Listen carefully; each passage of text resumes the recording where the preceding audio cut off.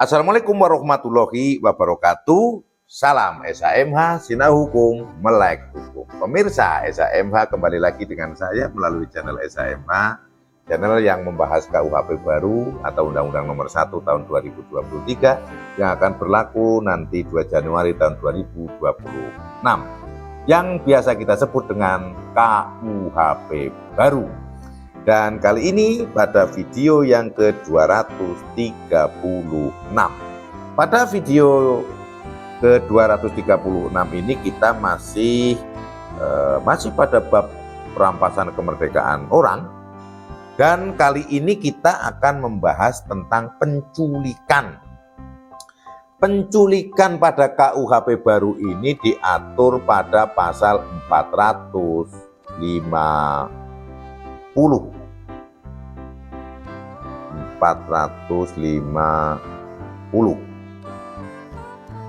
Bunyi pasal 450 KUHP baru adalah setiap orang yang membawa seseorang dengan maksud untuk menempatkan orang tersebut secara melawan hukum di bawah kekuasaannya atau kekuasaan orang lain, atau untuk menempatkan orang tersebut dalam keadaan tidak berdaya, dipidana karena penculikan dengan pidana penjara paling lama 12 tahun.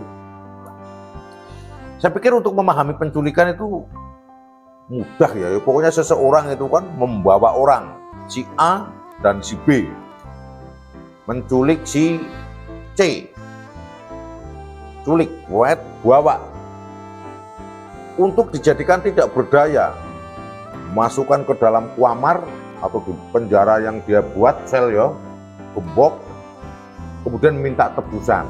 Namun demikian, untuk pasal 450 motifnya tidak menjadi unsur.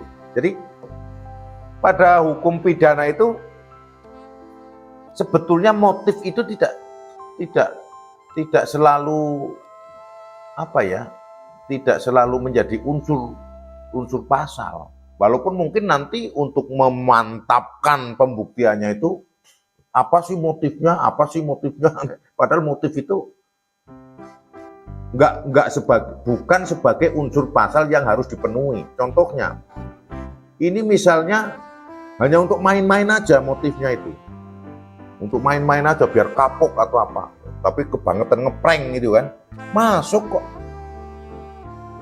Karena misalnya dimasukkan ke dalam sebuah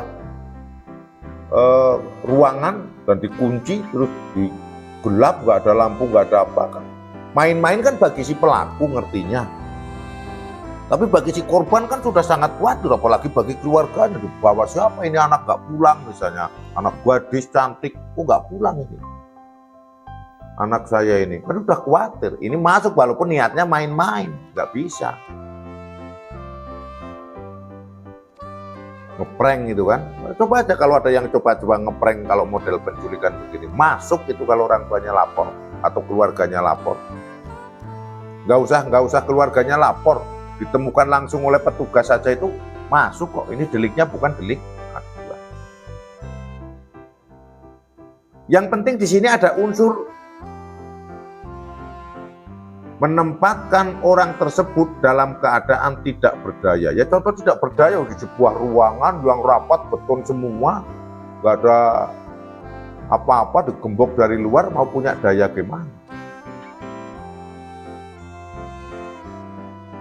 Itu kalau yang A dan B nyulik si C dikuasai sendiri.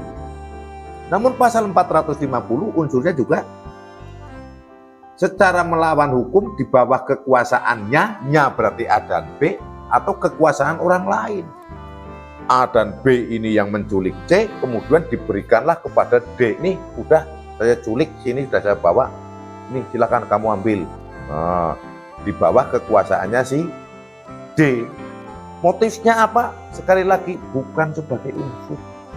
Motifnya mau untuk pemerasan, nanti minta tebusan, atau mungkin mau disengsarakan, atau mau dijual, atau mau di TPPO, itu urusan. nggak ada masalah. Yang penting dalam kekuasaan orang lain, dan ini ada unsur melawan hukum.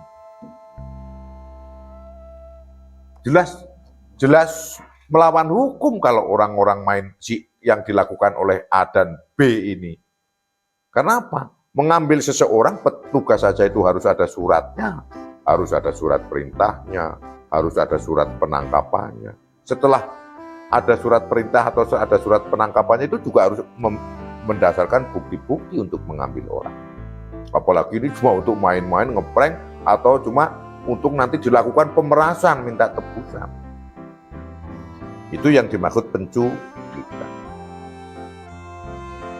Jadi kalau misalnya untuk contoh ini ya, ini agak sambil kelakar, sudah diambil dari rumah, dipaksa kemudian ditaruh di mall.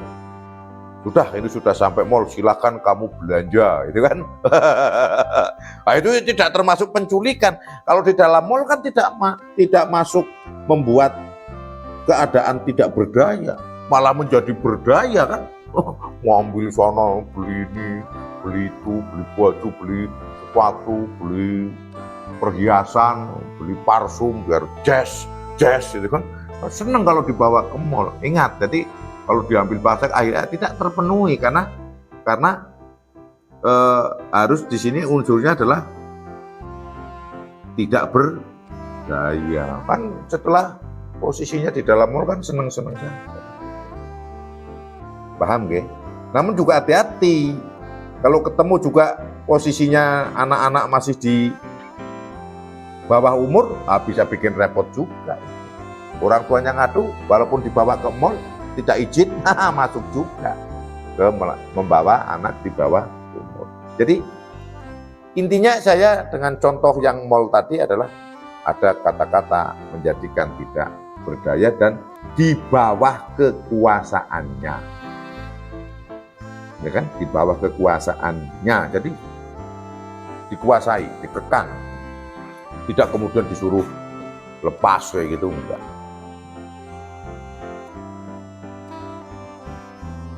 Kalau nanti unsurnya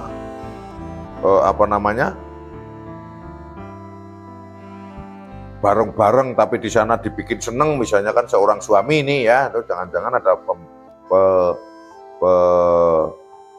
pemirsa SHMH yang pinter ini kan, misalnya hobi karaoke itu kan, kemudian tolong dipaksa gitu kan, bawa rumah, ini suamimu Bu, akan saya bawa dulu, kamu diam aja di rumah. Wah ini kan pura-pura kan, biar bawa ke tempat karaoke itu kan. Setelah di sana bebas, mau nyanyi boleh, minum boleh, mangku purel boleh gitu. Ayo itu tidak di bawah kekuasaannya, bebas itu, modus itu, biar seolah-olah sama istrinya tidak dicari karaoke, seolah-olah kayak wah ini suami saya biar menyelesaikan, wah istrinya di rumah berdoa ini kan, wah biar diberi keselamatan suami saya, jangan diapa-apain oleh yang membawa tadi gitu kan. Padahal cuma modus pura-pura diculik karena masuk karaoke. Ya kalau kayak gitu nggak masuk, kan unsur di bawah kekuasaannya tidak terpenuhi kan. Nah, pertama, terus kan udah dibebas setelah sampai karaoke itu malah gaya gitu kan, woi gitu kan. Kemudian tidak berdaya juga tidak terpenuhi kan, bebas kan karaoke dia, nyanyi boleh, mangku purel boleh, wah ayo bro, wah, boleh ya, maka unsurnya tidak terpenuhi. Saya bacakan sekali lagi biar jelas. Setiap orang yang membawa seseorang dengan maksud untuk menempatkan orang tersebut secara melawan hukum di bawah kekuasaannya atau kekuasaan orang lain, atau untuk menempatkan orang tersebut dalam keadaan tidak berdaya, pidana karena penculikan dengan pidana penjara paling lama 12 tahun. Di dalam pasal ini tidak membatasi penculikan anak, penculikan orang dewasa, itu tidak disebutkan. Itu yang bisa saya sampaikan. Semoga bermanfaat. Apabila ada salah yang saya sampaikan, ada kekeliruan yang saya sampaikan, mohon dimaafkan dan dimaklumi. Terima kasih bagi yang sudah menonton channel ini dan subscribe. Kalau yang belum, dimohon dengan sangat lagi hormat untuk subscribe channel SHMH. Salam SHMH, Sina Hukum, Melek Hukum. Wassalamualaikum warahmatullahi wabarakatuh. Terima kasih.